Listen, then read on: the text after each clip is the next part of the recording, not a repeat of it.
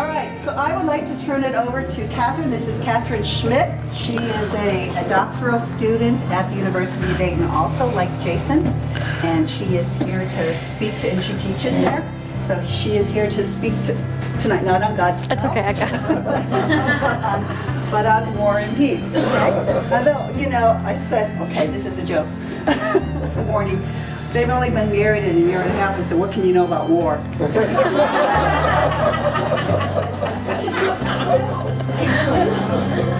All right. Well, thank you all so much for having me tonight. Thank you to Sue for inviting me. This is a topic of great interest to me. My present research is actually about technology, which is not unrelated to war and peace. But this is a topic that I've been studying for a good 7 or 8 years, but it's been a part of my life for much longer. And I'll explain why. So does anyone recognize this building? Yeah, so this is the chapel, the United States Air Force Cadet Chapel in Colorado Springs, Colorado. It also happens to be on the campus where I was born. My father was, he's a retired lieutenant colonel in the United States Air Force. He was a fighter pilot. So I was born at the Air Force Academy, and for the first 15 years or so of my life, I went to Catholic Mass on a base. And most of the priests that I knew were also officers in the United States Air Force.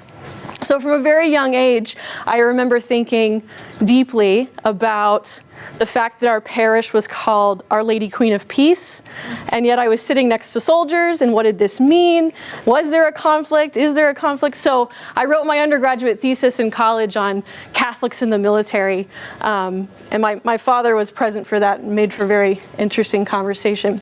So the way that I've been thinking about this, the first thing to say is that my PowerPoint is going to have a lot of art, because I think that a lot of the questions that we are going to kind of approach don't have definite answers, and art has a really nice way of inviting us deeper into mystery, right? The Catholic imagination, I think, has this deep sense that artwork kind of draws us deeper into these questions. So I've been calling this section the question of war, or the questions of war, and this is a painting from Titian. It's Cain and Abel. So in the first 4 chapters or so of Genesis, the very beginning of the whole thing, right? We have the first murder. We have 2 brothers, and the one kills the other out of jealousy. So this is what God says to Cain. Listen, your brother's blood cries out to me from the soil. So from the very start, it's an ancient question, right? This idea of killing, sort of the conflicts and wars among us, as the letter from St. James says. But the question of war is also a philosophical one. So here we have Aristotle. This is an ancient sort of fresco. He says, hence we see very plainly that warlike pursuits, although generally to be deemed honorable, are not the supreme end of all things. And so he's thinking about this, right? So it's just a question that comes up all the time in many different cultures, many different contexts. And then, of course, we have sort of the modern context, modern issues. This is actually a picture tweeted by a journalist, Hala Garani. So this is a couple weeks ago. And this is what she tweeted with the picture. UN staff found 4-year-old Marwan crossing the desert alone after being separated from family fleeing in Syria. Sorry, this picture just kills me. So look at this tiny little boy, right? So he's caught in this conflict. And so, you know, from Cain and Abel, Aristotle, Plato, all of these people up to Marwan, right? We have this question about why we keep fighting. What's there to say about this? What causes war, right? Is war ever justified? Who can wage war? And for that matter, what makes for a war? How do you define war? Are there limits on war? What are they, if there are limits? And then here we get into sort of what I'm going to talk about. What should Christians say and do with regard to war? How does Christianity sort of affect the conversation? And then here's really the meat of it. What does the Christian tradition say about war? What sources are there for justifying war? What sources are there for advocating against all war? And what are we to do with such sources? I'm going to try to address the last 3, although the third one is going to be the most difficult. What do we do with this? And hopefully, I'm hoping that we can have some conversation about what you think this looks like. So the 3 parts. So on your handout here, you'll see it hopefully kind of clearly, the 3 parts. The first part is what is known as the just war tradition. So we'll talk about this idea of justifying war, what kind of goes into that. And I've chosen to kind of do this more or less historically, focusing on some of the major figures of what the just war tradition consists. Part 2, the Christian pacifist tradition. We'll kind of take a break in between these 2 things. We'll look at scripture, we'll look at some of those relevant scripture passages, and then we'll talk a little bit about modern Christian pacifists. And then the third part, which is admittedly the shortest part, is talking about the sort of practical implications, like what are we supposed to do with all this stuff as Christians, as Catholics. So the first part, the just war tradition. So you might have heard the word theory. Have you ever heard just war theory? Right? So I prefer to use the word tradition. The word tradition comes from the Latin word traditio, which means the act of handing on. So this idea of tradition is something that's handed on. And I like that better than theory, because theory doesn't necessarily have that sense of relation, right? Relationship, of handing it on from one generation to the next, right? From one person to another. So I like tradition. And it also, the word tradition should make you think more about faith, right? How does this relate to my faith? And really the just war tradition, according to its sort of major sources, is based on assumptions that are at the heart of the Christian tradition, the Christian faith.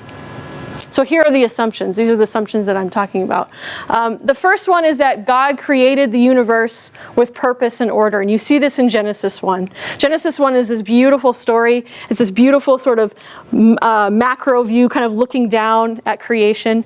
And you can see that everything sort of has this purpose and intention and order. And after every day, God looks at it and says, it's good, it's good. And then when he gets to us, he says, it's very good, which is really interesting. The second thing is that also within that chapter, human beings are made in the image and likeness of God. Genesis 1:26. And that's going to stick with us, right? That sort of grounds us. It makes us think about human dignity. And so that's going to have something to do with what we say about war. The last thing here is that this idea of justice. A sort of easy definition for justice is right relationship. Things are in right relationship, sort of in balance.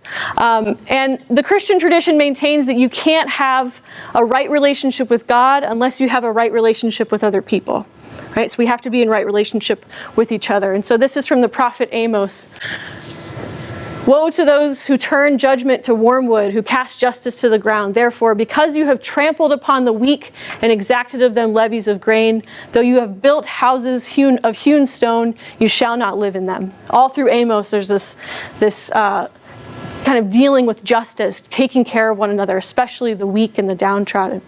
So the first person we're going to talk about within the just war tradition is St. Augustine. And I know many of you know St. Augustine, and you probably know much more than that's on this slide, but just in case, he's the Bishop of Hippo, 354 to 430, so we're talking 4th and 5th century, a long time ago. He was a bishop and he's a doctor of the church, meaning that he's really important for the church, how it thinks theologically. His sort of most famous work is the Confessions. Anyone read the Confessions? Yeah, Confessions. And it's sort of his conversion story. It's also part autobiography and part philosophy, but it's sort of the one that he's most known for. But there's this other work called The City of God, and I meant to bring it, but it's like super, super thick. And this was in 425. And basically, he's writing about the experience of the Christian church under Rome, so under the empire. But it's an empire in decline. So he's sort of dealing with all of these things with the Roman Empire. And he makes this distinction between the city of God and the city of man, what it means to be a citizen of the city of God versus being a citizen of the city of man. And so it's really a work about politics, but for St. Augustine, he can never talk about anything unless it's in relationship to God, right? Nothing makes sense unless it has a sort of relationship to God. So it's a political work, but it has this sort of cosmic implications. So what does he say about war? And I've sort of summed them up for you on the handout because I didn't want to put too many quotes. But basically, in book 1, he says that not all killing is murder. So he says the commandment forbidding killing, thou shalt not kill, was not broken by those who have waged wars on the authority of God, or those who have imposed the death penalty on criminals when representing the authority of the state. the justest and most reasonable source of power. And so what I want us to pay attention to is sort of the way that both Augustine and when we get to Aquinas, how they see the state. Right? So he sees the state as having authority, the justest and most reasonable source of power, which is interesting. So that's the first thing. Not all killing is murder. Not all killing is forbidden. So what does he say about war? He assumes that war is sort of a fact around him, right? He says, but the wise man, they say, will wage just wars. So automatically he's starting to make this distinction between an unjust war and a just war. The war waged for a good reason or for a not good reason. They'll wage just wars. Surely if he remembers that he is a human being, he will rather lament the fact that he is forced with the necessity of waging just wars. That is to say, he's not going to be excited about going to war, right? He's going to kind of loathe going to war, but he knows he has to go to war. So that's his sort of generally on war. So this is how he justifies war. He says, for it is the injustice of the other side that lays on the wise man the duty of waging wars. So that is to say that you go to war because something has been done, right? There's been some injustice, there's been something wrong done on the other side, and you have to right that injustice. This injustice is assuredly to be deplored by a human being, since it is the injustice of human beings. And so his ultimate purpose of war. All men desire to be at peace with their own people, while wishing to impose their will upon the people's lives. For even when they wage war, they wish to make those opponents their own people, if they can. What he's saying here is that even those who are doing the injustice, they are kind of seeking peace. He thinks that the whole of creation tends toward peace. He has this really interesting image. He says that when you're hanging upside down, even your body is trying to hit the floor so it can finally be at peace. I mean, it's sort of like, we know it's gravity, but St. Augustine says that your body's trying to get to be at peace. He sees it throughout all of creation. It's always tending toward peace. Those are his assumptions. So his conclusions here, just to sort of to sum it up. Not all killing is murder. Killing is sometimes justified. He starts at the very basics, right? Just wars are waged to rectify an injustice. Something has been done. Some wrong has been done. Even in waging war, all people desire peace. He believes this about all people. He says that even in the case of the madman, they still desire peace on some level. All of creation moves toward peace. Okay, we're skipping quickly across the centuries. Yes, ma'am? But these just wars, so many wars have been fought in God's name that weren't really just wars. Yeah. Right. And we'll get to sort of talk a little bit about how the just war tradition has been used. And you could make the argument, so it comes to seem like a checklist. You can kind of check off that it meets this requirement, it meets this requirement. But it's sort of like what Jason seemed to be talking about last week. It's like a way of life. It's a way of orienting yourself to think about what justice really means.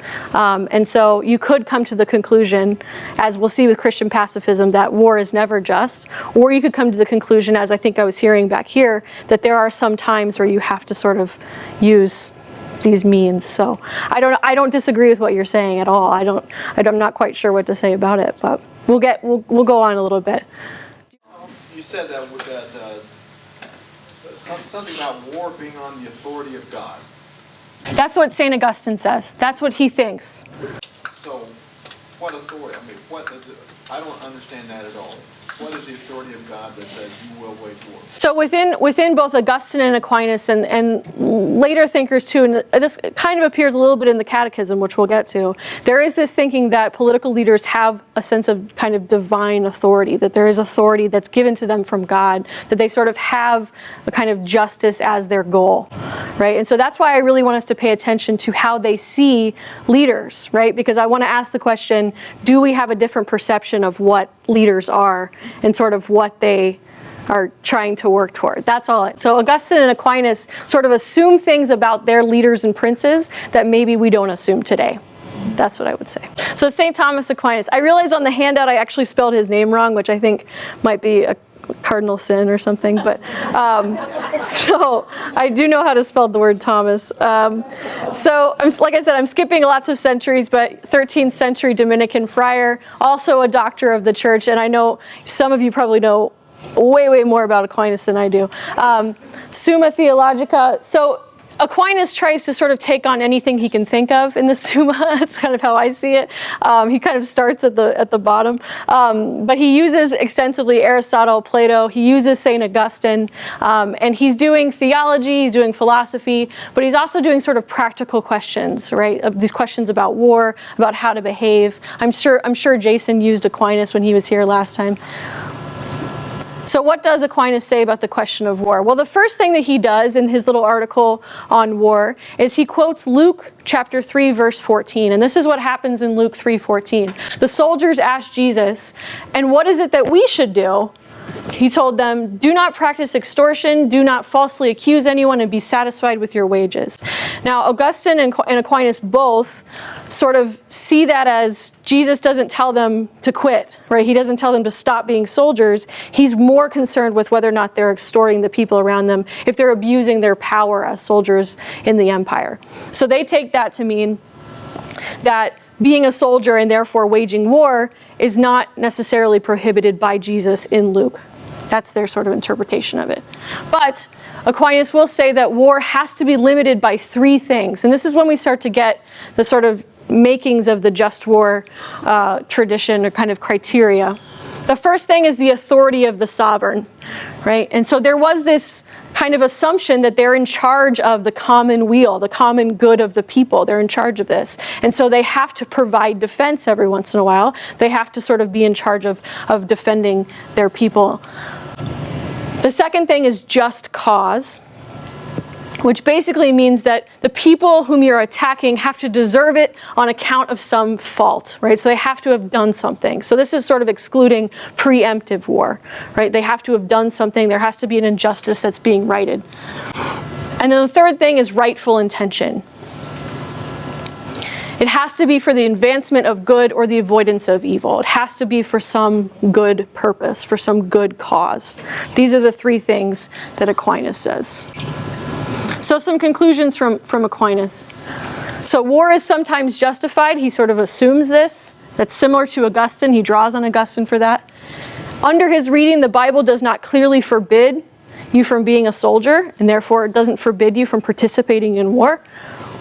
But war does have limits. So this is when we start to get sort of definite limits on war. More definite anyway.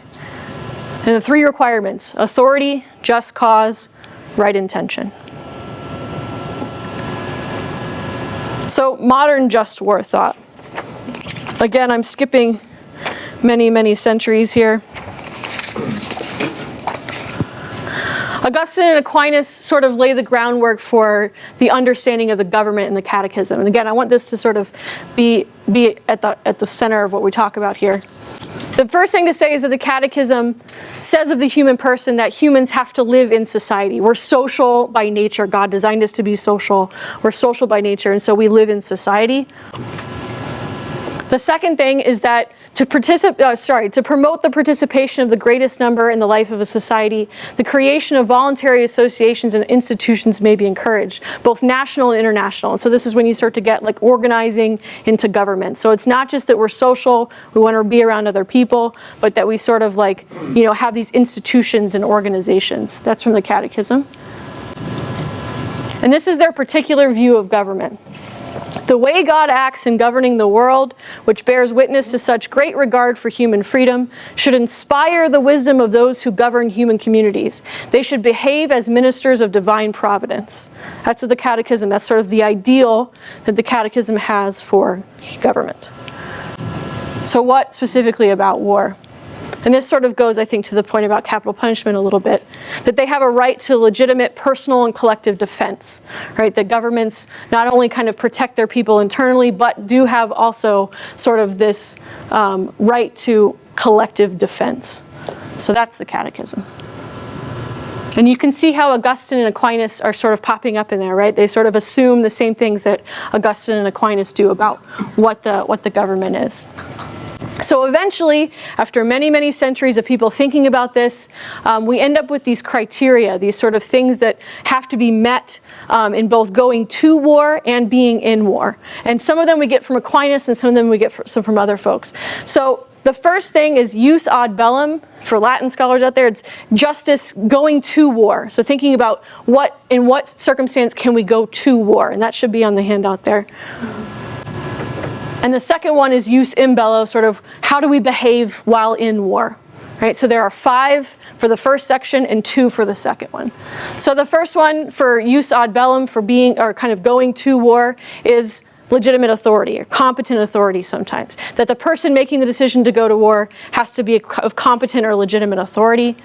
The second thing, there must be a just cause. You have to have a good reason. You have to be kind of having specific goals. Someone said over here, you have to have the goal in mind.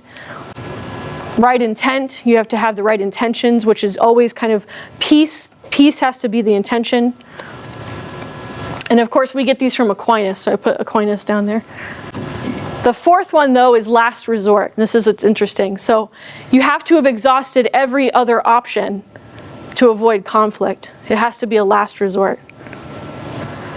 And the fifth one is probability of success. You can't go sort of foolhardy into a conflict. There has to be a high probability of success.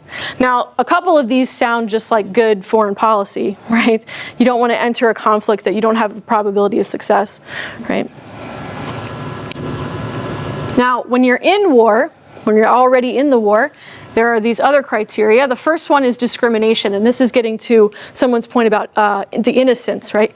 A just war is waged only in a manner that distinguishes between combatants and non-combatants and makes every effort to avoid killing non-combatants. You have to make every effort to not kill non-combatants, right? To kind of save the lives of people who are not fighting. This becomes very tricky in modern conflicts when you can't distinguish between a combatant and a non-combatant, right? This is sort of since Vietnam. The second thing is proportionality. This is the idea that having the right to go to war does not mean that you may unleash all possible force and destruction on the enemy, right? You can only use means that are proportional to the aim of reaching peace. You can't just sort of obliterate the enemy. Yeah, it's mostly the jus in bello ones that people will point to for past wars, right? So discrimination, but proportionality as well. So a lot of people, we'll talk about this a little bit later, but a lot of people will point to the atomic bomb, right, as the sort of non-proportional and kind of disproportional. For a war to be considered just under the just war tradition, it has to meet every single one. It can't just be the one or the other, right? But that's a good distinction, right? So it has to have both. Right. Yes, sir. A non-combatant, would you consider somebody that works in a war industry, maybe an ammunition and weapons of war non-combatant? I think that's an open question. I'm not sure sort of like what the official thing is, like for the UN, I don't know what the UN considers to be a combatant and a non-combatant. But yeah, it's an interesting point, right? In this sort of era of total war, when all of the society is sort of involved in the war, where do you draw the line between a combatant and a non-combatant? That's absolutely a good point, yep. So these are sort of the 7 criteria for the just war. Yes? I just have another, on the other side of that, if I'm in the military and let's just say I don't believe that where we're going into conflict is just cause, or I don't think the legitimate authority had made the right decision, then now how do you say no to your commander? No, I don't want to do this. You just have to go ahead, and it's against all of those 7 you have talked up there about. So this brings up an excellent point. I don't know if Jason or Sue talked about this, but in the Catholic tradition, there's this primacy of conscience. Right, primacy of conscience. You must follow your conscience. You're bound to your conscience. And like you say, as it stands legally now, you cannot legally selectively object from a war, right? So if I'm currently in the military and it's clear that we don't have one of these or all of these, or these aren't being met while we're in the war, and I want to opt out, legally, they would not grant me my objector status, right? Because I'm not against all war. By the just war tradition as a Catholic, I'm against unjust wars. But since 1971, they have outlawed selective conscientious objection, which we'll talk about. Well, we will talk about that a little bit later. But yeah, it's legally tricky for a Catholic. It's sort of impractical in a way for Catholics. Yeah. Any other comments about the just war criteria? Yes. Both sides feel they are in a just war. Right. I mean, they don't feel guilty for what they're doing. They think they're doing it for all the reasons of St. Augustine and Thomas Aquinas. Yeah, Augustine and Aquinas really operate with the assumption that justice is on their side, right? But they never fully consider that the other side considers maybe the same thing, right? The difference, I think, would be for them, they would say, well, a just war is when you're righting a wrong. So clearly the other side did something wrong. They committed an injustice, right? So that's the distinction that they would make. But I don't know. I mean, it doesn't seem to have all that much. Related to that, both sides wanting to do the right thing, does that mean whoever wins has God on their side? I never try to get into the mind of God. I think that's... Good answer. No wonder you're in grad school.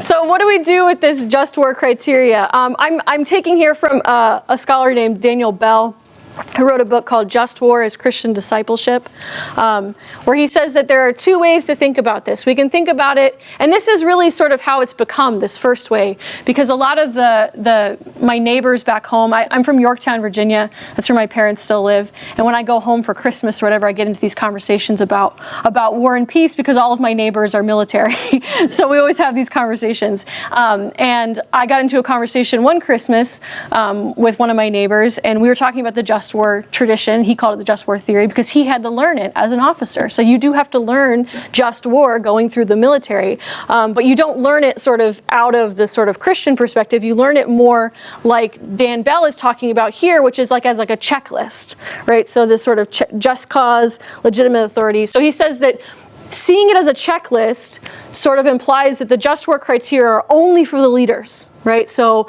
congressmen and women, the president, even the Supreme Court, they're the ones that have to worry about it. That's sort of how I think a lot of us think about the just war kind of criteria. Let them worry about it. But he says that Christians sort of can't opt themselves out of this question, that they always have to think about whether or not a war is just and the degree to which they sort of want to participate in it. So he says, our first concern as Christians is not how to bolster our party or our platform. Our first concern when it comes to war should be how we must wage war or not in a manner that points to the one who came that all might have life and have it abundantly. He's talking about Jesus, right? So we always have to remember Jesus first. That's sort of what he's saying there. And so he thinks that there's a way to sort of live the just war criteria as a way of life, to sort of always be thinking about what justice means, be thinking about all of our actions and how they sort of relate to our discipleship. This is sort of the last point with the just war tradition, and then I have some tough questions. But really, it kind of relies on this idea that Jesus has started, he's ushered in the kingdom of God, but we're not in the kingdom yet. That's sort of at the heart of it, right? That Jesus has ushered it in, and he sort of started it, but we're not there yet. So already, but not yet.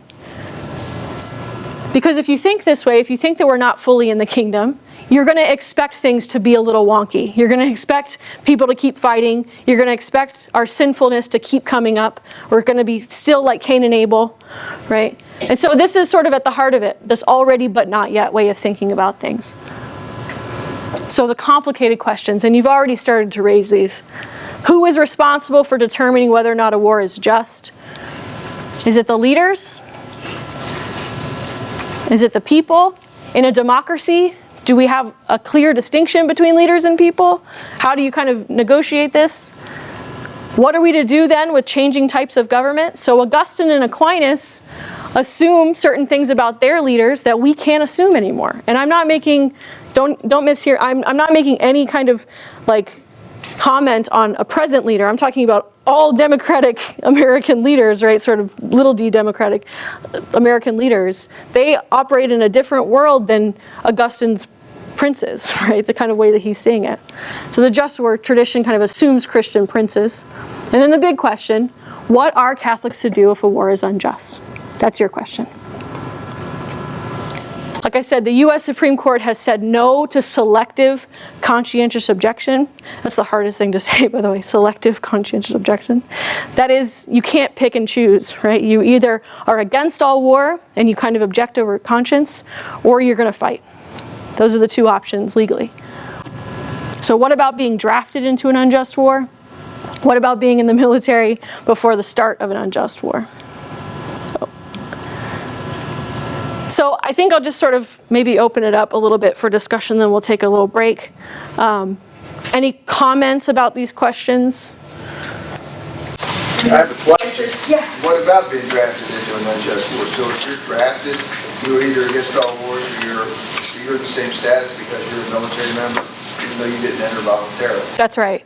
Legally, you have no legal recourse as it stands, because they say that constitutionally, the United States government can't provide for the common defense if they were to allow selective conscientious objection, because then people could pick and choose. This poses a real problem for Catholicism because of the just war tradition. Because the people that are granted CO status, conscientious objector status, are traditionally peace churches, Quakers, Mennonites, those folks. They even included secular humanists in the 1970s, people who had this sort of objection on secular humanism. But Catholicism is not a peace church, traditionally, so legally we have no recourse. Right, so the church will maintain that all of this discussion is up to a prudential individual decision. So you've talked about prudence as a virtue, right? That ability. Prudential. Yeah, it's a prudential decision, meaning that it's on the individual conscience to determine whether a war is just or unjust, right? Which makes for a very difficult situation, because we can't just say the church's position is X on war, like a Quaker could, right? We sort of have this murky gray area. You're supposed to be able to reason it out. How do you make a prudential decision if you don't have all the information, or if your information is skewed by a sort of political agenda? And I put that in there. In some just war thinking, heresy was grounds for the ruler to be deemed illegitimate, just to sort of push on the idea of legitimate authority, right? And it's just to sort of put Augustine and Aquinas in their historical context, right? That what they saw as an authority figure, what they saw as a government leader, may not be what we have now. So in some ways, the just war tradition conversation that we were having is the complicated part. And you probably realize it's just like all of these questions that come up that are sort of questions that I've been wrestling with, like I said, since I was 10 or 12, and I'll continue to wrestle with. But the other side of this is that there have been Christians who have said that their faith compels them to reject all war. And so that's sort of what we want to talk a little bit about, because the Christian tradition, the Catholic tradition, has both of these things. It has the just war tradition, but it also has movements and groups of people and individuals who have said no to all war. There is this sort of it's not necessarily a myth, but there is this sort of thinking that the early Christians fall into this category, that they were pacifists. So the word pacifist, right, coming from the Latin word for peace.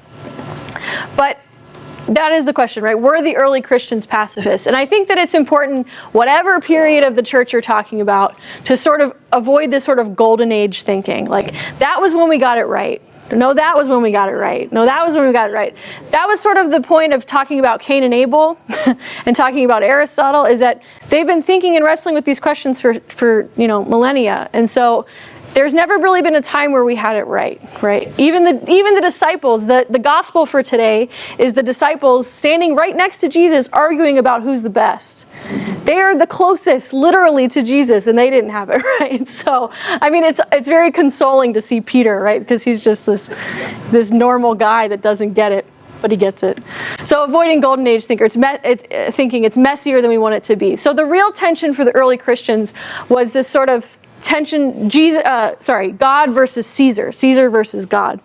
And so really what was going on is that Caesar particularly, and then also Roman gods, were worshipped, right? They're worshipped as idols. And so the Christians were obviously not going to get on board with this.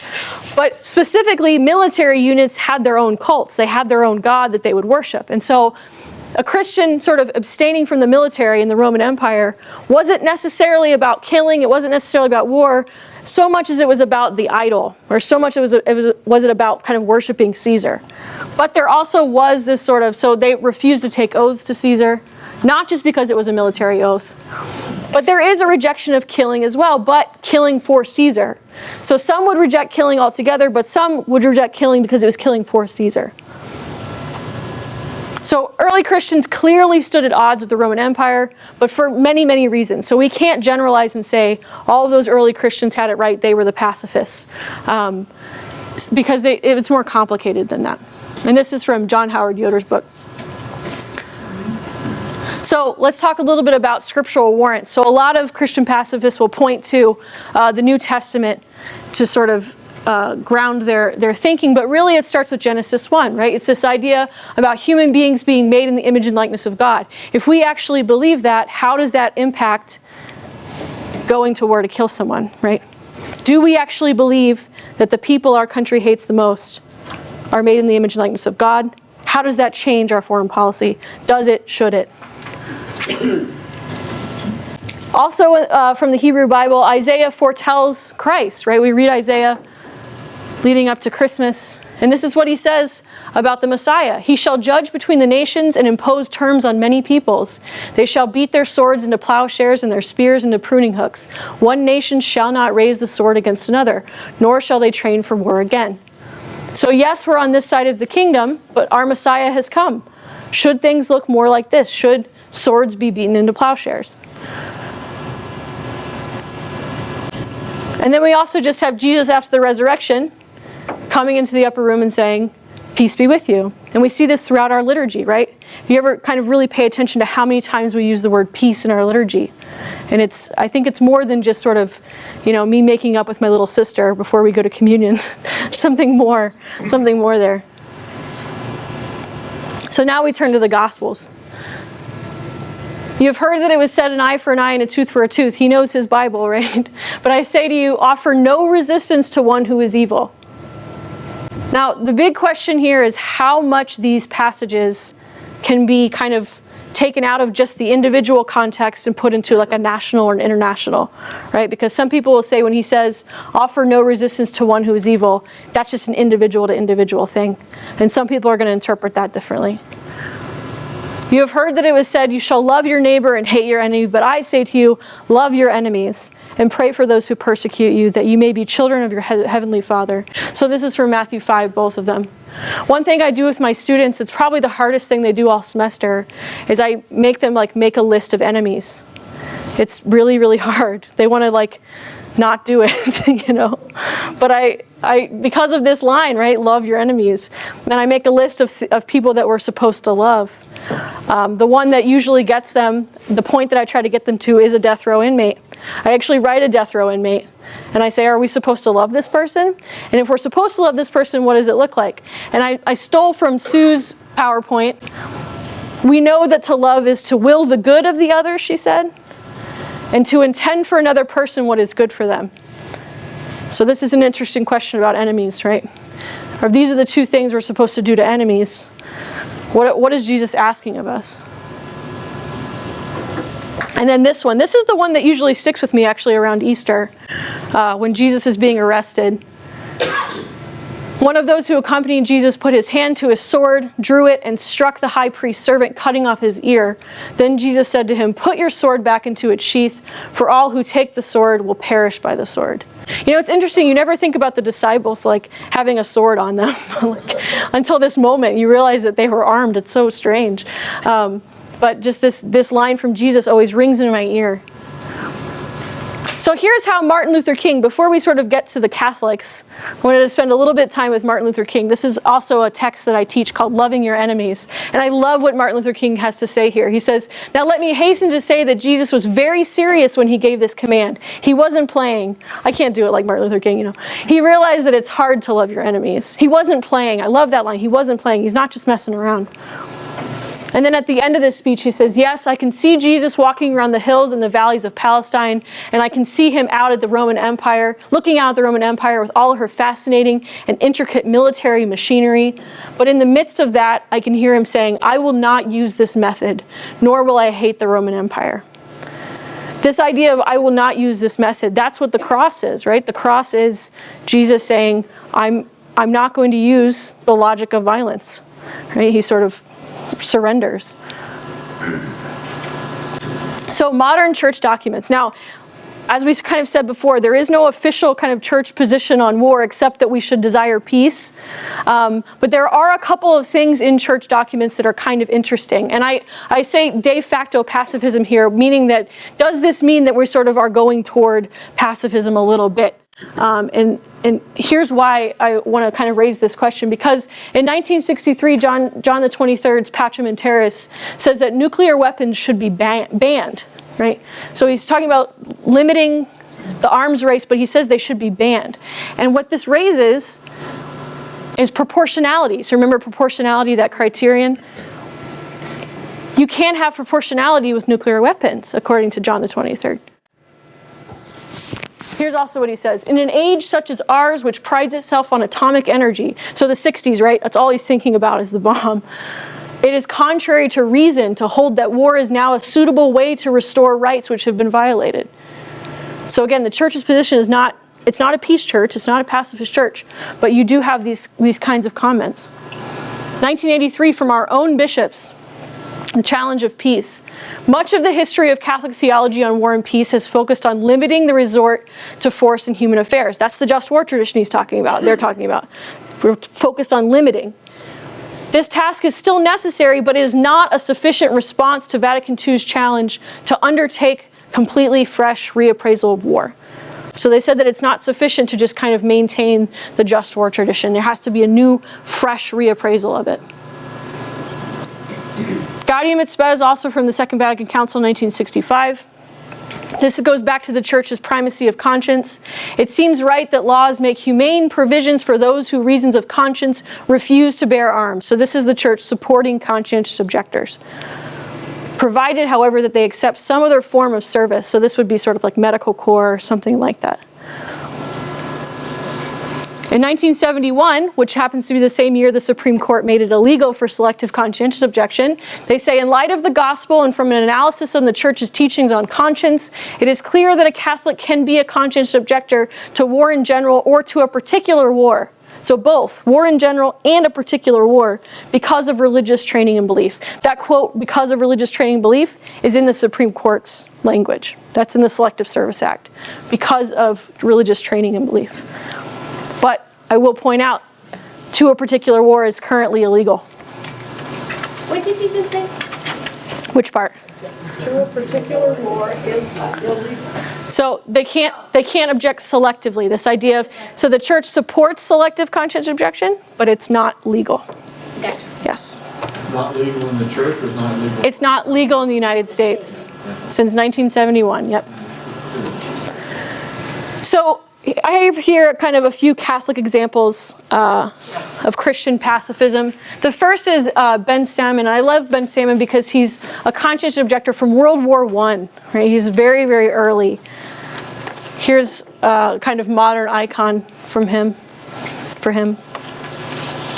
He writes President Wilson in 1917, and he says this: regardless of nationality, all men are my brothers.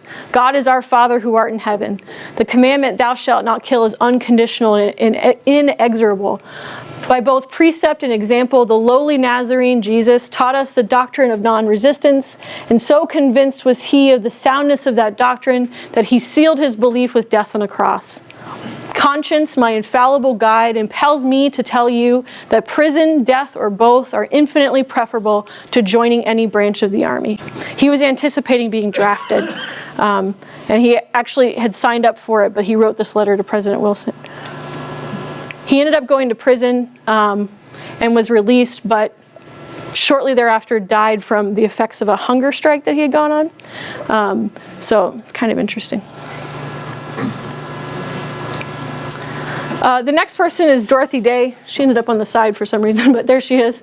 Dorothy Day, the founder of the Catholic Worker Movement. I'm sure many of you have heard of Dorothy Day. She does kind of something interesting. She connects her work in sort of economic justice with kind of issues of peace and war. And here's what she has to say. So in 1936, she says, the Catholic worker does not condemn any and all war, but believes the conditions necessary for a just war will not be fulfilled today. So she takes this position of like de facto pacifism in 1936, where she says, you know, we would be on board with a just war, but it's just not possible these days. Well, by 1949, she sort of has stronger language about war. She says that war is the rending of the mystical body of Christ. She says that Catholics are sort of drawn into the means of force and violence, hating the enemy, defending the status quo. And then here's from, she was on the show Christopher Close-Up in 1978, and this is what she said. She says, the Beatitudes, the Sermon on the Mount, to take them literally really meant that you began practicing the works of peace rather than the works of war. The works of war are the exact opposite of the works of peace. Feeding the hungry when we are destroying crops, sheltering the homeless when we are destroying cities. Christ proposed certainly that the work of the Christian was the works of mercy. So she's talking about the corporal works of mercy, Matthew 25. And he laid it down as commands, not counsels. So commands are kind of more authoritative than a counsel in the 25th chapter of St. Matthew. So then you can see how she connects sort of economic justice with peace. The last one here is a young man by the name of Joshua Castile. He actually passed away recently of cancer, but before that he was doing a lot of work with conscientious objection. So he was the person that I mentioned before. He was an interrogator at Abu Ghraib prison in Iraq. He had like a lot of languages, and so that's where he was really useful at the prison, kind of interrogating people. And here's what he has to say in this great little piece called A Soldier's Magnificat. After about 4 months, there were nights sometimes where I'd lay in bed for over an hour, waiting for the motivation to pray. Book and Bible upon my chest, I'd pray for the ability to pray the prayers which had shaped my first few months. But a time came when I could no longer withstand the contradiction between the prayers of my solitude and the duties of my hours spent with the enemy. So what's interesting about Castile is that he really reflected on Jesus' words about loving his enemy, because every single day he was talking to the enemy because he was an interrogator. And one of the turning points for him was that one of the people he was interrogating turned to him and said, "Didn't Jesus say to love your enemy?" And that kind of hit him. So complicated questions. This is what I mentioned before. Are those relevant passages in Scripture applicable beyond just the individual? When Jesus says, love your enemies, the example of the enemy I always give my students is that I was picked on in elementary school, and I think about this one kid. And when we go to Mass and I heard this gospel, I would think, I'm going to pray for Billy, right? Billy and I are now friends, actually. But he was my enemy, right? So that's one way of thinking about loving your enemies. But can you sort of extend it beyond just the individual? Is it more than just the individual? Is it more than just Billy? What does it mean to be both a disciple of Christ and a citizen of a nation? And really this is what St. Augustine's trying to figure out, right? City of God, city of man. Is the proper Christian response an abstention from all war? If so, what does this look like? And what I mean by this is, even if you're not a soldier, this kind of gets to the question about total war, I think. Even if you're not a soldier, you're still participating in the war, right? We all pay taxes, right? So what does that look like? There are some Christian pacifists who don't pay taxes and go to jail for it. How should the church counsel people currently in the military? I think this is a very important pastoral question, right? Should the church encourage conscientious objection? Should the church encourage selective conscientious objection, which is currently illegal, right? What does this look like from a pastoral perspective? That's the insignia for the Military Archdiocese for the United States, which I was a part of when I was a kid, right? It's very interesting. You've got the kind of bishop's mitre and then the eagle. Well, there are some people who make a distinction between sort of personal pacifism, right? So would I defend my husband or something, if somebody broke into our house, something like that. And sort of like national, thinking about it on a foreign policy level. Some people will make that distinction. If I'm not mistaken, I think Augustine does what most people wouldn't. He says that he's not a pacifist on the national level, but he is on the personal, which is very interesting. Most people would say the opposite, right? They'd say, if I saw somebody on the street getting beaten up, I would have to step in and throw a punch or something, right? But I don't support war. But he does the opposite, if I'm not mistaken. I think that's in the City of God, which I've always thought to be so kind of peculiar. But he was in a country that was being overrun, too. But there's a sort of assumption about, just to sort of challenge this a little bit, I wonder if you were to actually vote based on someone who could follow the just war tradition, you wouldn't get very far, honestly. If you would put the just war tradition to any of the people running for president, I don't think you would get very far. Because they're not going to kind of say that all 7 of those have to be met, right? They have a different set of priorities besides those 7 criteria that come from Augustine. Not to be too cynical, I just, Are there any times when we're obligated to go? So if a conflict we know does satisfy criteria, are we obligated to fight that war? Augustine would say yes. The pacifist would say no. I don't know. I mean, Augustine would say you are. That as a Christian, you're obligated to fight a just war. That's what he's saying in City of God. Yeah.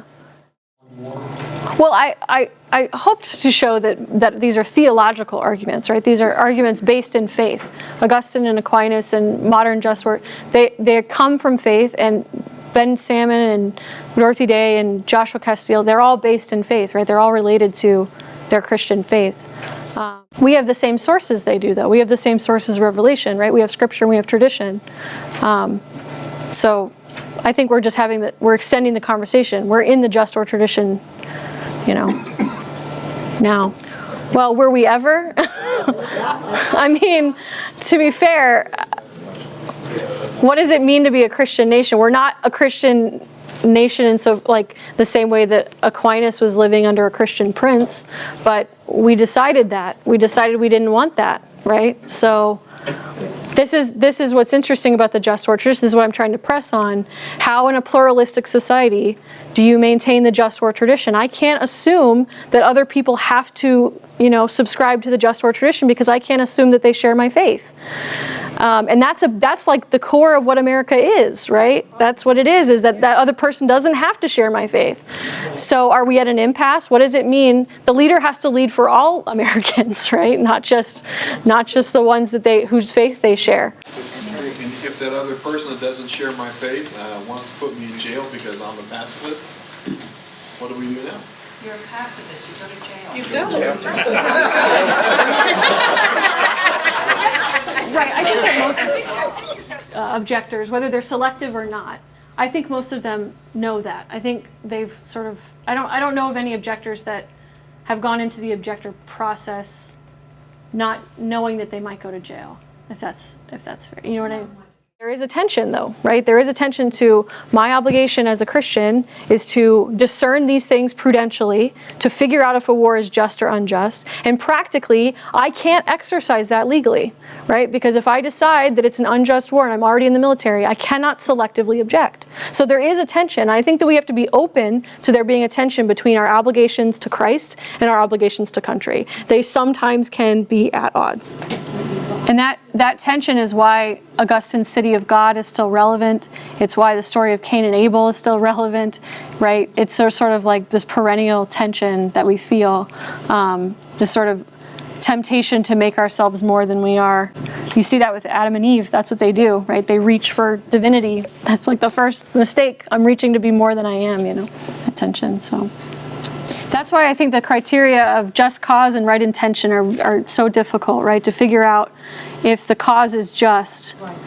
How do we possibly have the information to know if the cause is just? And how do we possibly know if the intention is right? That's difficult, right? That knowing the intention, because it is so couched in all of this political rhetoric that how do you know if the intentions are just in that situation? Yeah, I don't have an answer for that. I don't know. It's just getting worse, I guess. Yeah, so that's why I sort of ended with the crucifix, was just because this is our logic. This is the lens through which we see the world, right? This, which looks foolish, right? It's a foolishness, St. Paul says, the cross. And I'm always, I don't know if you feel this way, but during the reading of the Passion, when Jesus isn't saying anything, do you ever feel like, just say something, just do something? I always feel that inside me, like, just, do a miracle or something. He was taunted on the cross to do just that. Come on down. Right, come on, right? I mean, that welling up inside of me, I think, is just that, it's that other logic, right? Just, and so the logic of the cross. And so sort of moving on to the kind of implications of this, really, this is exactly what we've been saying. I meant to say this in the beginning, but I'm so appreciative to be here because, I go to Immaculate Conception and I'm from Virginia and I'll probably be leaving in a couple years after I'm done. But this is like so great to kind of remember that we're all in the same church, people you haven't met, and that we have to have this conversation. I remember when I was, in 2003, when we were invading Iraq, I remember the parish back home handed me this leaflet that said, "Here's the just war theory." That was all we ever said about it, And that, it's something, the leaflet, but this conversation, we have to have this conversation. It's well worth having, and we have been having it for centuries, right? Why don't we do this more? The second thing is that what you think about war will depend on how you see the state, right? How you see the government, the role of government. And just basically, right, the Christian tradition has both rich resources for limiting war, for thinking about what it means to go to war, but also for abstaining from it. And then this one here, the church maintains that these are matters of individual conscience and prudence, which is why there's no settled position besides the obvious desire for peace. So particular popes will say things about particular wars, but they will always say, but this is a matter of conscience, it's a matter of prudential decision. And then here we go. So yes, it's individual conscience and prudential decision, but we're not just individuals. We have each other, right? We're part of a community, we're part of a church, and we're forming our consciences. That's what was said back there, right? This idea of consciences being formed. And then lastly, this is sort of, I guess, a cynical note, but all of this is made very, very complicated in a pluralistic society. Very, very complicated. We can't assume that everyone sort of shares our faith. Right? We can't assume that. So what are we supposed to do with this rich tradition of the just war tradition? What are we supposed to do with pacifism? So that's what I have for us.